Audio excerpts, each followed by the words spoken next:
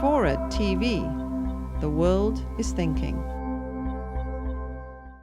In your book, when you discuss the notion of broadcasting, you have sort of a very interesting proposition, and that is, to make sure that we're not sending the wrong message out there, let's just send them the World Wide Web. Let's take Google servers and broadcast the World Wide Web into outer space. Yeah, that's right. I mean, so have you talked to Google about this? Yeah, I think I gave a talk once at Google where I mentioned it.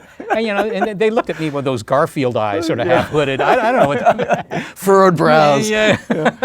But I think it's still a good idea. I mean, you think about our ability to decode, if it were, messages from other civilizations here on Earth, right? We figured out, for example, the hieroglyphics haven't been so successful at decoding some of the written material from Central America, right? Which is actually quite a bit more recent than the hieroglyphics. Now, why the difference? Well, I mean, there was a Rosetta Stone and all that, yeah. But the hieroglyphics is one big advantage of the hieroglyphics is there are a lot of them.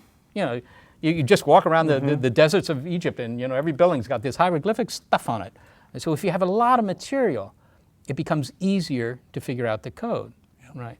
And in the case of the Central American codexes, you didn't have so much material. So that was one reason for sending the World Wide Web. Yeah, sure, there's a lot of porno and all that. I don't know what they'll think of it. Maybe they'll ask for more. But there's just a lot of material. So is this an improvement then on those gold-plated plaques that were adorned on the outside of Pioneer and Voyager, the Da Vinci Man? And you betcha. I mean, of course. I mean, if you were getting a message from some other society, would you rather get the Hallmark card or the Library of Congress? I mean, what is it you want?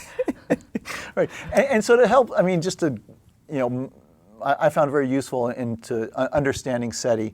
You describe your missions as very much, looking for those bottles washing up on the beach and spotting those bottles, less so about understanding the message inside. But come on, when you get that bottle, you're going to want to know what the message is. No, you're right, Blaise, after all.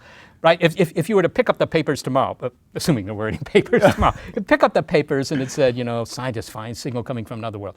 Your first question would be, so what are they saying? Yeah, what are they saying? And of course you'd want to know that. I'm not sure you'd be able to figure it out. You'd have to build new equipment, that's for sure, because this is all a technical matter, but the kind of equipment that we use to try and find the signal is not actually adequate to get the message, unless the message is really very slow and very simple. Okay. But you would build that new equipment, and then you get all these bits, and maybe you would figure them out, actually, maybe you would. And I'm not sure what they would send. Maybe they just send, used car ads. I mean, I don't know. It might actually... It's another World Wide Web. Yeah, right. Yeah, it could be their web. Yeah, I hope it would be, actually.